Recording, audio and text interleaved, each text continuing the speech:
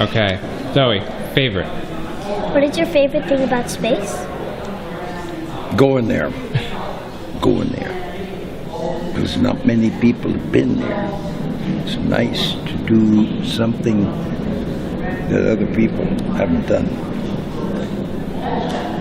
But you don't want to do dangerous things. You want to do successful things. And if it's new and different, there may be some things where something could go wrong. So you want to be prepared. This is a truism, and you need to remember. Prior, that's before, prior planning prevents poor performance. 4 P's. Prior planning prevents, no, it's 5. Poor performance. Scared. Space is something you got to plan. Scared. Were you a little scared about going to the moon or coming home again? I'm scared because nobody had been there. Because nobody has been there before? But people had gone up and down without staying in orbit. People, dogs and monkeys, people, Russian Yuri Gagarin. Then we'd done a lot of things, but we hadn't really sent people to the moon. So we did send people, and they went around the moon. Then we sent people, another crew, to go around the moon and then practice everything but landing. And then a very fortunate person with many things going right in my life gave Neil Armstrong, Mike Collins, and Buzz Aldrin the opportunity to make an attempt to make the first landing. And all of us want to succeed, and we did. And that's why I'm here. That's one of the reasons I'm here. Because I had the curiosity to want to tell people what it was like. And so I've written several books with someone else about what I've done, and then some children's books to help inspire. And now we've come to welcome you and others who read this book. Welcome to thinking, understanding, imagining what it might be like to get to Mars and then have somebody tell you all the things that are there that you didn't know. And these are books. And books inspire and get interest in people. Zoe, fast. Did it feel like the rocket was fast when it took off? It was very surprising that it was so gentle leaving. And it was a very smooth, slow rocket going up. And once we were in space, then we were floating around. But in getting there, the rocket goes faster and faster, and we're sort of pushed back in the couch. But the rocket sometimes doesn't work, and that's a very dangerous part.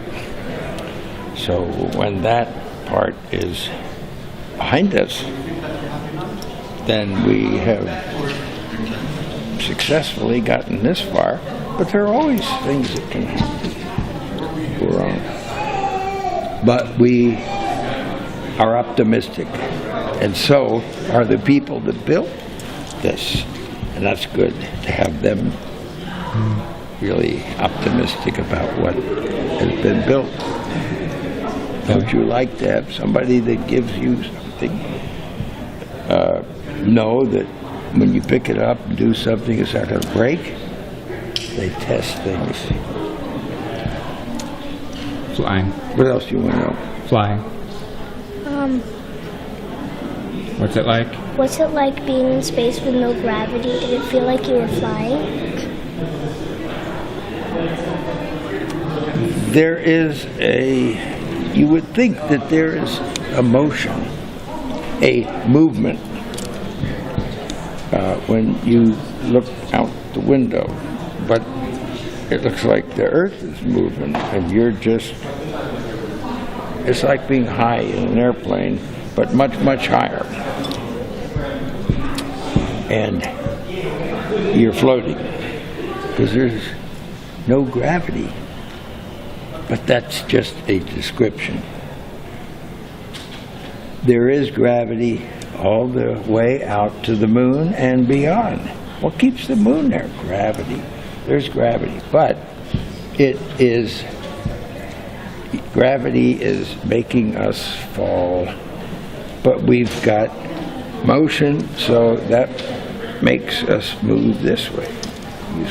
You swing something on the end of a string, and it's going to keep the string taut.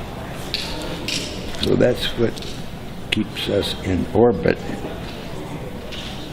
with gravity. It's balanced and it's floating. And I'm a diver, a scuba diver, and when you get down underneath the water, you're floating. And that's just like in space until you start to move, and then you make waves, or it's not quite the same as total floating. It's more fun up there. But that doesn't mean I like to see the fish.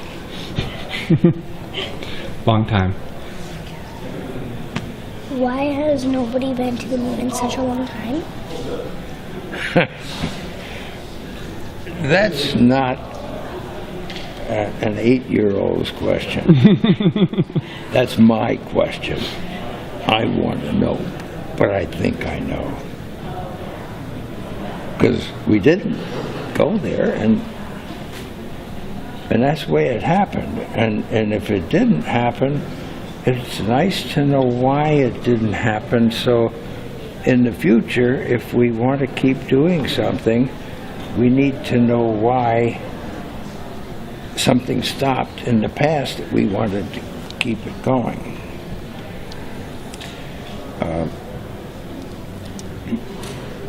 Money is a good thing.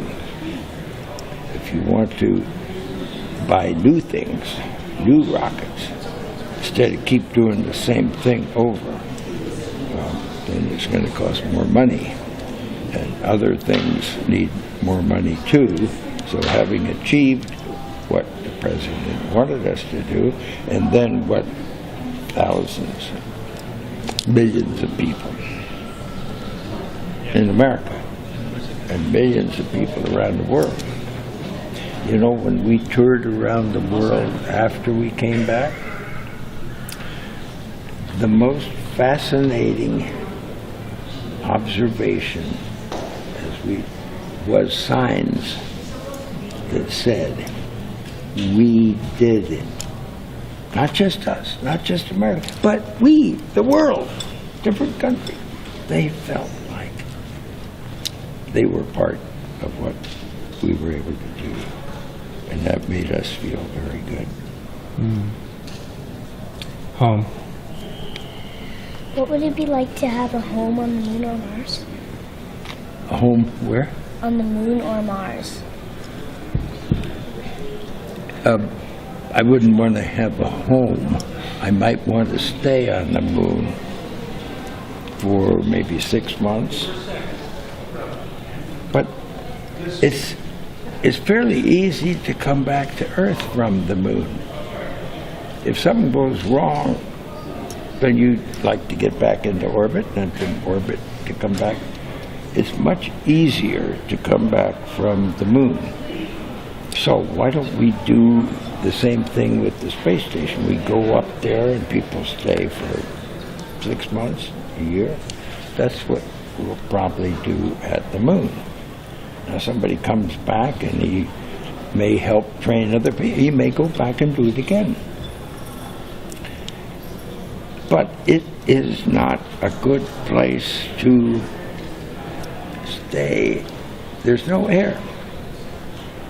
And it gets very hot in the daytime on the moon, because the daytime, when the sun appears to go up, that takes 13, 14 days, and it gets very hot. And then the sun disappears. Now, that's not what really happens. What really happens is that you're going around the Earth, and you're at some place, and you're looking back at the Earth, but the sun is out here, and it's going to be cold, very cold for 14 days, because no sun at all, and no air to keep you warm, and no air to breathe, not much water. You have water and soil, kind of hard to grow things. So it's really hard to do things other than be in a spacesuit, go outside, and then come back in to a pressurized home. Not a spacecraft, but something that's bigger. So we'll do that. But it's not going to be as useful and as easy to get back if we're at Mars. Much more difficult, much more expensive, and way in the future, when you're as old as I am, we may want to be thinking about a growing number of people. And if you keep bringing people back, you're not going to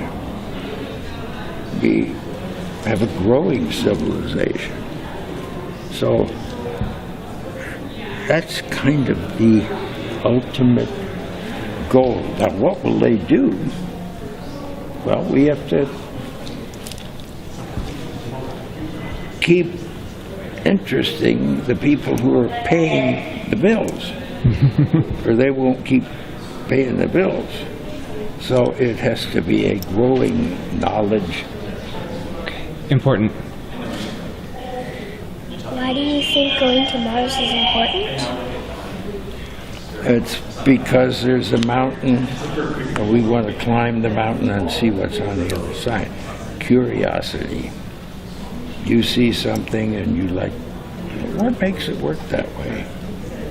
And we want to know what it would be like to live somewhere. Well, we have to send robots, machines, and learn all about what's there before we send people.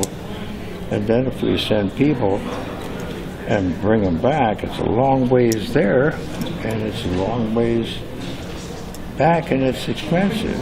So if people would like to go there and maybe begin to build up a new settlement, like the Pilgrims and the Mayflower, that ship that went to Plymouth Rock. You know that from history? Yep. Not yet. First grade. Not yet. Well, they came over here on the ship and they landed, but they didn't go back. They came here to settle, to make friends with the Indians. That took a while. And 6. What did you want to be when you were 6? What did I want to? What did you want to be when you were 6? When I was 6? Oh, I thought you were 8. You're 6? Oh.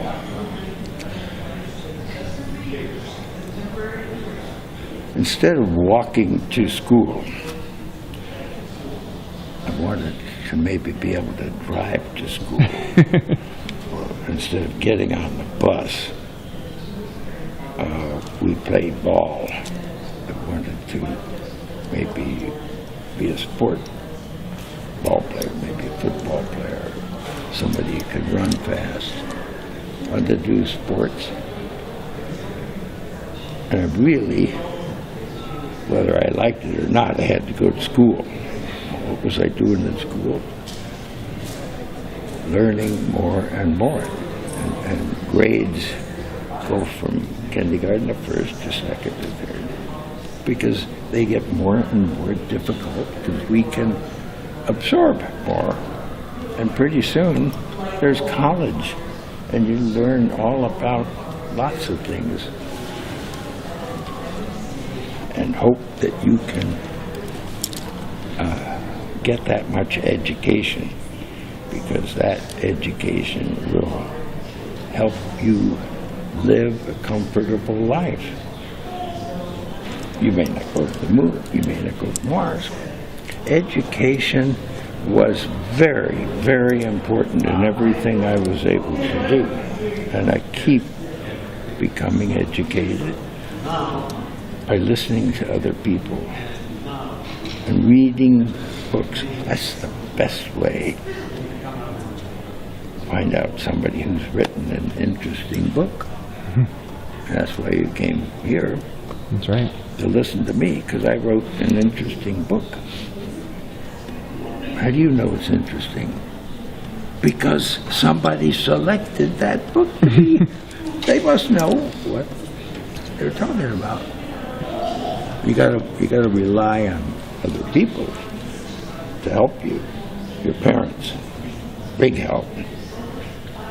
They'll make sure you go to school. That's right. And don't come home, because they got other things to do at home. You're at school. What do you say, honey? You gotta you gotta see what people say and see if it's funny, and then laugh.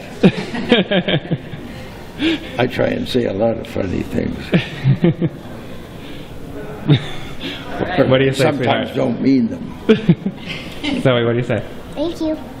You are very, very welcome.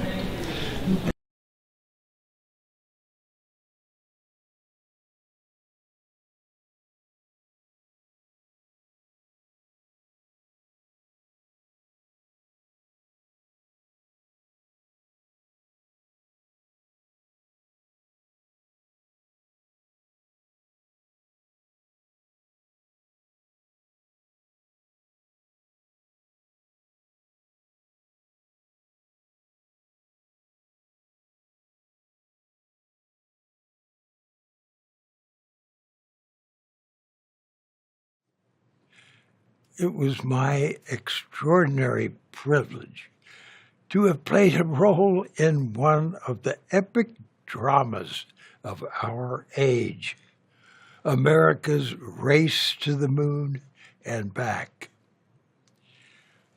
President Biden and Vice President and Chair of the National Space Council, Harris, now join a distinguished train of visionary leaders. As President John F. Kennedy so inspiringly said at Rice University, William Bradford, speaking in 1630 of the founding of the Plymouth Bay Colony, said that all great and honorable actions are accompanied with great difficulties, and both must be enterprised and overcome with answerable courage. We choose to go to the moon. We choose to go to the moon in this decade and do the other things, not because they are easy, but because they are hard. Because that goal will serve to organize and measure the best of our energy and skills. Because that challenge is one that we are willing to accept one that we are unwilling to postpone, and one which we intend to win, and the others too. It is for these reasons that I regard the decision last year to shift our efforts in space from low to high gear as among the most important decisions that will be made during my incumbency in the office of the presidency. Yet the vows of this nation can only be fulfilled if we in this nation are first, and therefore we intend to be first. In short, our leadership in science and in industry, our hopes for peace and security, our obligations to ourselves as well as others, all require us to make this effort to solve these mysteries, to solve them for the good of all men, and to become the world's leading spacefaring nation. I salute the chain of White House and NASA leaders, the torch of space exploration lit by President Dwight Eisenhower and passed to John F. Kennedy, and from him to Lyndon Johnson, Richard Nixon, Gerald Ford, Jimmy Carter, Ronald Reagan, George H.W. Bush, William Clinton, George W. Bush, Barack Obama, Donald Trump, and Vice President and National Space Council Chair Mike Pence, and to their worthy successors, the Honorable Joe Biden and Kamala Harris. Now let us salute the memories of those who so heroically sacrificed their lives for the achievement of an impossible dream. Gus Grissom, Ed White, and Roger Jaffe, who perished in the command module fire of Apollo 1, January 27, 1967, and whose mission badge we deposited on the moon. Let us recall to those who sacrificed their lives on Columbia and Challenger, and all others, American and Russian, who heroically paid their highest price. Rest in peace. It was not a trivial risk. President Nixon had a draft speech prepared.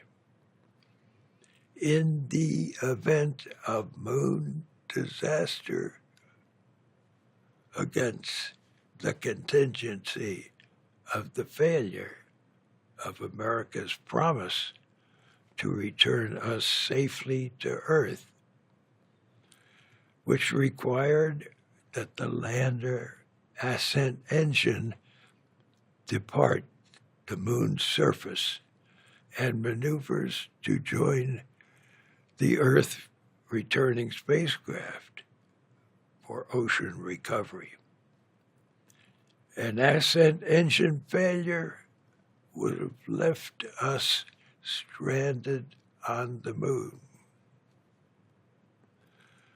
Fate has ordained that the men who went to the moon to explore in peace will stay on the moon to rest in peace. These brave men, Neil Armstrong and Edwin Aldrin, know that there is no hope for their recovery. But they also know that there is hope for mankind in their sacrifice. We planted the American flag on the moon. We did so not to lay an imperial claim to the moon. As idealistic Americans, we came in peace for all mankind.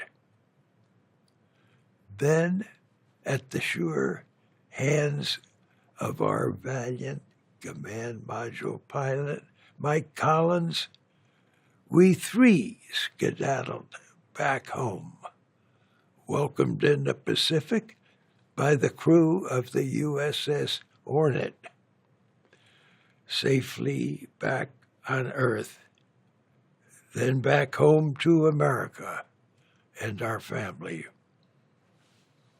On behalf of all of the early space pioneers, let us now tip our helmets to our heroic and worthy successors, President Biden and Vice President Harris, NASA Administrator, U.S. Senator, and fellow astronaut Bill Nelson, Deputy Administrator Pam Melroy, and Associate Administrator Robert D. Cabana.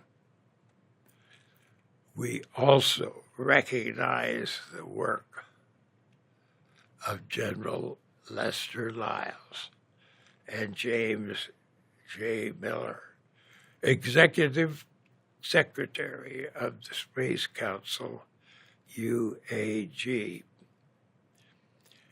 Let me also salute the achievements of human exploration of space by private enterprise with the support of the U.S. government, especially those who aspire to send people past the Kármán line, such as SpaceX, Blue Origin, and Virgin Galactic.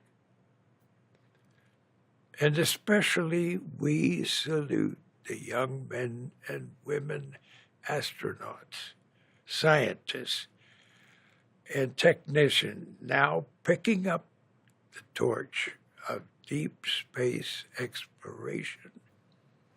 The return to the moon via the inspiring Artemis project, whose thrilling, flawless launch and return I witnessed on TV, laying the groundwork for the colonization of the moon, a giant leap toward Mars.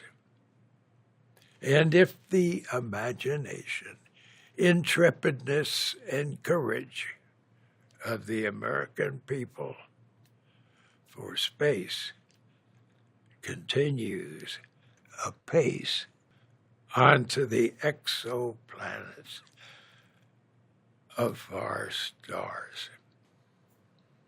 In the words of Dr. Paul M.A. Linebarger, the distinguished American Defense Intelligence Agency officer, godson of the great founder of Republican China, Dr. Sun Yat-sen, and visionary science fiction writer, America says to its friends, allies, and even rivals, we will help each other to change the destiny of worlds.